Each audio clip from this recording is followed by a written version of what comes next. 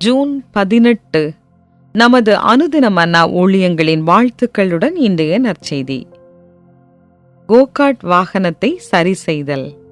இன்றைய வேத வாசிப்பு எபேசியர் 3:12 முதல் 19 வரை. அவரை பற்றும் விசுவாசத்தால் அவருக்குள் நமக்கு தைரியமும் திட நம்பிக்கையோட தேவனிடத்தில் சேரும் ஸ்லாக்கியமும் உண்டாயிருக்கிறது. ஆகையால் உங்கள் நிமித்தம் நான் அனுபவிக்கிற உபத்திரவங்களினால் நீங்கள் சோர்ந்து போகாதிருக்க வேண்டிக் கொள்ளுகிறேன். அவைகள் உங்களுக்கு மகிமையாயிருக்கிறதே.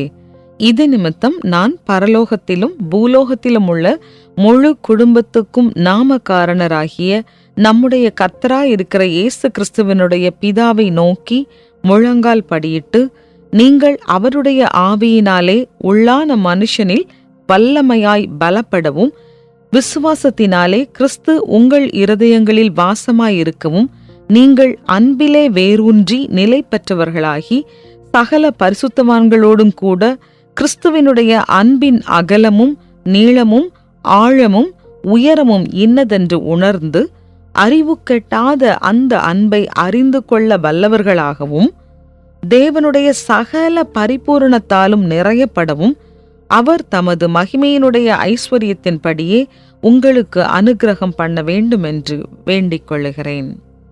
குறிப்பு வசனம்: நான் பரலோகத்திலும் பூலோகத்திலும் உள்ள முழு குடும்பத்துக்கும் நாமகாரணராகிய பிதாவை நோக்கி முழங்கால் படியிட்டு.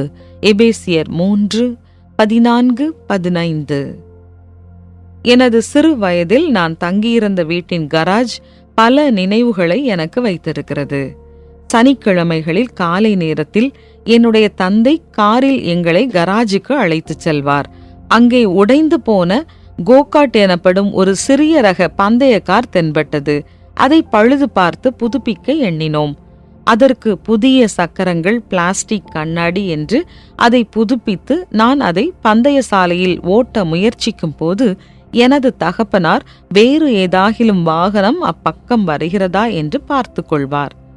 இந்த சிறிய ரக வாகனத்தை ஓட்டுவதை காட்டிலும் பெரிய காரியங்களை அந்த கராஜில் நான் அனுபவித்தேன். ஆம், ஒரு தகப்பன் தன்னுடைய பிள்ளைக்கு தேவனை ருசித்து பார்க்கும் வாய்ப்பை ஏற்படுத்தி கொடுத்தார்.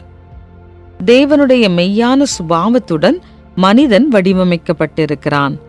அவர் பரலோகத்திலும் பூலோகத்திலும் உள்ள முழு குடும்பத்துக்கும் நாம காரணராகிய தகப்பனாய் வீற்றிருக்கிறார்.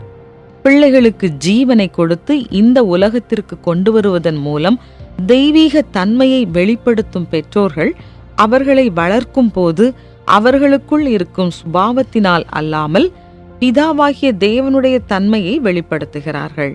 அனைத்து பெற்றோர்களும் பின்பற்றுவதற்கு உகந்த மாதிரியாய் தேவன் திகழ்கிறார். என்னுடைய தகப்பன் எல்லா விதத்திலும் நேர்த்தியானவர் இல்லை. ஒவ்வொரு தகப்பன் தாயை போல் அவரும் சில வேளைகளில் பரலோகத்தை பிரதிபலிக்க தவறலாம். ஆனால் அந்த கராஜில் இருந்த அந்த கோகார்ட் பந்தயக்காரை சரி செய்வதில் அவருடைய பராமரிப்பையும் பாதுகாப்பையும் பார்த்தபோது தேவனுடைய குணாதிசயங்களை என்னால் நினைவு கூற முடிந்தது. நல்ல பெற்றோர்த்துவம், குட் பேரண்டிங், தேவனுடைய சுபாவங்களை வெளிப்படுத்துகிறது என்பதை நீங்கள் எப்படி பார்க்கிறீர்கள்? அவருடைய பராமரிப்பையும் பாதுகாப்பையும் மற்றவர்களுக்கு நீங்கள் எவ்வாறு வெளிப்படுத்தி காண்பிப்பீர்கள்? பிதாவாகிய தேவனே, உம்முடைய நல்ல குணாதிசயங்களை வெளிப்படுத்தி காண்பித்து எங்களுடைய பிள்ளைகளையும் மற்றவர்களையும் பராமரிக்கவும் போஷிக்கவும் எனக்கு உதவி செய்யும். ஆமென்.